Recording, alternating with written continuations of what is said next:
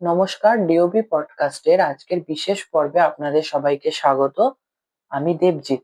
গত পর্বে আমরা আলোচনা করেছিলাম যে মা কালীর রুদ্র রূপ আর তান্ত্রিক আরাধনা নিয়ে, কিন্তু উৎসবের এই রেশ শেষ হয় না।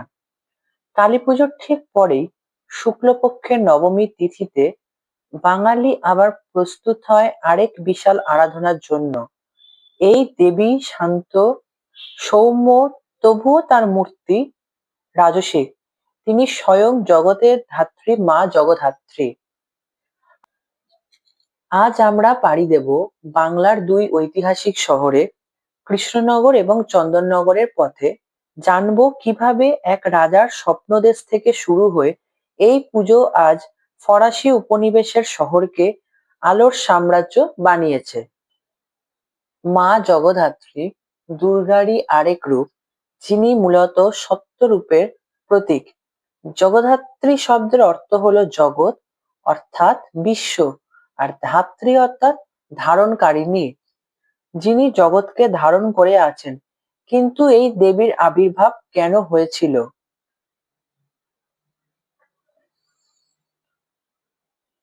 এই দেবীর সৃষ্টির পেছনের সবচেয়ে প্রচলিত গল্পটি পাওয়া যায় কোনো উপনিষদে।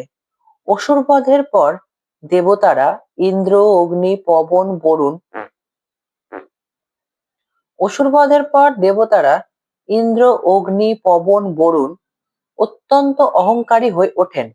তারা ভাবতে শুরু করেন অসুরদের বিনাশ তো তাদের সম্বলিত শক্তির ফল। মা দুর্গা তো শুধু একটু উপলব্ধ।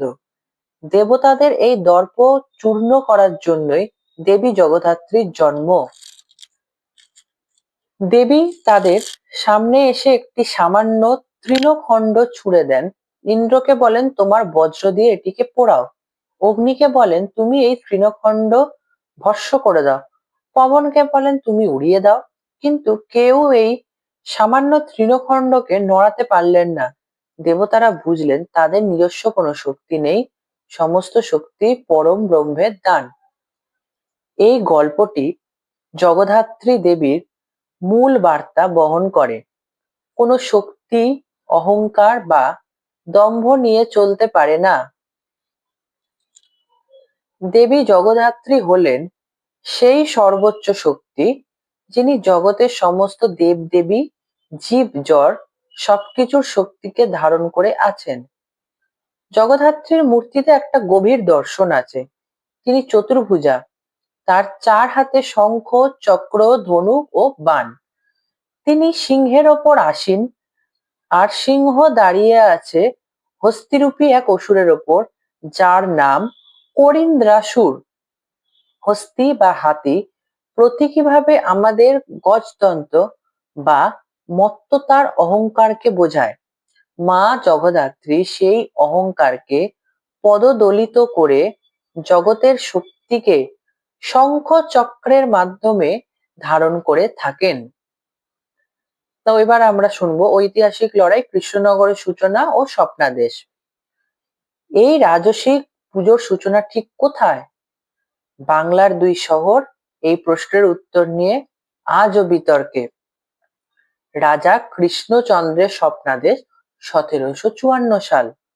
লোককথা এবং প্রচলিত ইতিহাস অনুসারে বাংলায় জগদ্ধাত্রী পুজোর প্রবর্তক হলেন নদিয়ার মহারাজ কৃষ্ণচন্দ্র রায়। অতিরিক্ত ইংরেজ প্রীতির কারণে নবাব আলীবর্দী খাঁ বা মীর কাসিমের হাতে তিনি একবার কারাবন্দী হন। বিজয়া দশমীর দিন তিনি জেল থেকে মুক্তি পান, কিন্তু রাজবাড়িতে এসে দেখেন দুর্গাপুজোর সময় পেরিয়ে গেছে। মনোকষ্টে তিনি ঘুমিয়ে পড়লে দেবী জগদ্ধাত্রী তাকে স্বপ্নে দর্শন দেন এবং শুক্লা নবমীর দিনে তার পুজো করার নির্দেশ দেন। এই কারণে কৃষ্ণনগরে পুজো হয় মূলত একদিনে, নবমীর দিনে। কৃষ্ণনগরের বুড়িমা। এই রাজবাড়ির দেখা দেখি কৃষ্ণনগরের চাষাপাড়ায় রাজা কৃষ্ণচন্দ্রের প্রজারাও পুজো শুরু করেন, যা আজ বুড়িমার পুজো নামে বিখ্যাত। এই পুজোটি প্রায় 250 বছরের পুরনো। কৃষ্ণনগরের প্রতিমার রূপ কিন্তু চন্দননগরের থেকে আলাদা। এখানকার প্রতিমা অনেকটা সাবেকি ধাঁচের এবং এখানে দেবীর মুখে যেন আরো বেশি মাতৃভাব ফুটে ওঠে। চন্দননগরের বারোয়ারি সূত্রপাত। কৃষ্ণনগর থেকে এই পুজো কিভাবে এলো? হুগলির কৃষ্ণনগর থেকে কিভাবে এই পুজো চলে এলো হুগলির গঙ্গার তীরের ফরাসি উপনিবেশ চন্দননগরে? ইন্দ্রনারায়ণ চৌধুরীর ভূমিকা। প্রচলিত মত অনুযায়ী কৃষ্ণনগরের রাজা কৃষ্ণচন্দ্রের ঘনিষ্ঠ বন্ধু এবং চন্দননগরের ফরাসি সরকারের দেওয়ান ছিলেন ইন্দ্রনারায়ণ চৌধুরী। তিনি কৃষ্ণনগরের রাজবাড়ির অনুকরণে প্রথম চন্দননগরের লক্ষ্মীগঞ্জ চাউলপট্টির নিচু পাটিতে এই পুজো প্রচলন করেন 1790 সালের কাছাকাছি সময়। চন্দননগর তখন ফরাসির অধীনে। এই ঔপনিবেশিক প্রভাবও বারোয়ারি পুজোর প্রচারে সাহায্য করেছিল। মনে করা হয় এই পুজোই বাংলায় প্রথম সার্বজনীন বারোয়ারি জগদ্ধাত্রী পুজো। আজ জগদ্ধাত্রী পুজোই মানে বাঙালির মানে চন্দন আজ আজ জগদ্ধাত্রী পুজোর মানে বাঙালির মনে চন্দননগর।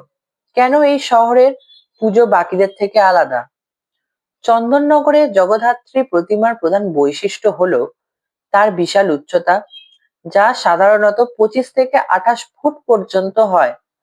কেন এত বড় এই মূর্তি? স্থানীয় উদ্যোক্তারা মনে করেন যেহেতু দেবী জগৎকে ধারণ করেন, তাই তার আকার হওয়া চাই বিশাল, আকাশ ছোঁয়া। আরেকটি কারণ হলো ছোটবেলা থেকেই চন্দননগরের মানুষ বড় প্রতিমা দেখতে অভ্যস্ত। এখানে প্রতিমা হয় এক চালার। প্রতিমার মুখমণ্ডলে মানবী ভাবটি ফুটিয়ে তোলা হয়, যা খুবই মনোগ্রাহী। রানীমার গল্প। চন্দননগরের অন্যতম বিখ্যাত প্রতিমা হলেন তেমাথা সার্বজনীন পুজো কমিটির রানীমা। সুবিশাল উচ্চতা, টানা টানা চোখ, সোনার উপর সাজ আর চোখ ধাঁধানো অলংকারের জন্যই তিনি এই নামে পরিচিত। এই প্রতিমা দেখতে লক্ষ লক্ষ মানুষের ভিড় হয়। চন্দননগরের জগদ্ধাত্রী পুজো আজ বিশ্ববিখ্যাত তার আলোকসজ্জার জন্য। এখানকার আলো শুধুই ঝলমলে নয়, এটি একটি জীবন্ত শিল্প। বিভিন্ন সামাজিক ঘটনা, পৌরাণিক গল্প, বিখ্যাত সিনেমার দৃশ্য সবই আলোর ফ্রেমে জীবন্ত হয়ে ওঠে। চন্দননগরের শিল্পীরা এই আলো তৈরির জন্য সারা বিশ্বে পরিচিত। এই আলোর কাজ দেখতেই কলকাতা বা বাইরের রাজ্য থেকে দর্শনার্থীরা ভিড় করেন। বিসর্জন। এই পুজোর আরেকটি আকর্ষণ হলো বিসর্জন বা শোভাযাত্রা। দুর্গাপুজোর মতো এখানে দেবীকে ট্রাক বা গাড়িতে নয়, বরং কাঁধে করে শোভাযাত্রা করে গঙ্গায় নিয়ে যাওয়া হয়। এই শোভাযাত্রা চলে গভীর রাত থেকে পরদিন দুপুর পর্যন্ত। ঢোল, কাঁসর, ডিজে এবং মানুষের ভিড়ে গোটা গঙ্গার ঘাট যেন এক অন্য রূপ নেয়। এই বিসর্জন আসলে শুধুমাত্র দেবীকে বিদায় জানানো নয়, এটি 1 মাস ধরে চলতে থাকা উৎসবের একটি আবেগময় পরিসমাপ্তি। কৃষ্ণনগরের ঐতিহাসিক বুড়িমা থেকে চন্দননগরের আধুনিক আলোর ঝলকানি।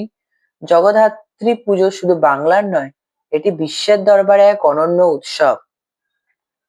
দুটি শহরের উৎসবের ধরন আলাদা। কৃষ্ণনগরে মা শান্ত ও সাবেকী উৎসব প্রধানত একদিনের। চন্দননগরের মা বিশাল ও রাজকীয় উৎসব চলে 4 দিন ধরে, যেখানে আলোর কাজ ও শোভাযাত্রাই মুখ্য। কিন্তু ভক্তি দুটো জায়গাতেই একই রকম গভীর। এখানে তো ডিওবি পডকাস্টের আজকের আলোচনা এখানেই শেষ। মা জগদ্ধাত্রী আমাদের সবার জীবনে যেন জ্ঞান, অহংকার মুক্ত শক্তি এবং অপার কল্যাণ নিয়ে আসেন। পরের পর্বে আমরা অন্য কোনো এক বাঙালির উৎসবের গল্প নিয়ে আসব। কোন বিষয়ে আপনারা শুনতে চান তা আমাদেরকে জানাতে ভুলবেন না। ততক্ষণের জন্য শুনতে থাকুন ডিওবি পডকাস্ট। আমি দেবজিৎ। নমস্কার।